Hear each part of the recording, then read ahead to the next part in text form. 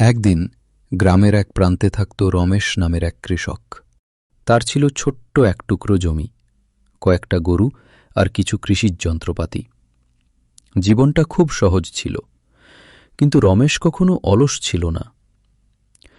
প্রতিদিন ভোরবেলা উঠে সে মাঠে যেত, মাটি চাষ করত, বীজ বপন করত আর সারা দিন পরিশ্রম করত।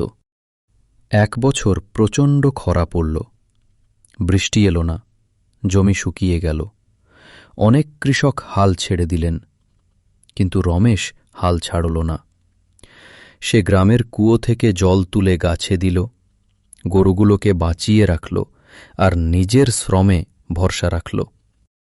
কয়েক মাস পরে যখন হঠাৎ বৃষ্টি এলো, রমেশের জমিতে সবুজ ফসল দুলতে লাগল। গ্রামের সবাই অবাক হয়ে গেল। তারা বলল, রমেশ, তুই ভাগ্যবান। রমেশ হাসল আর বলল, না ভাই, আমি শুধু হাল ছাড়িনি,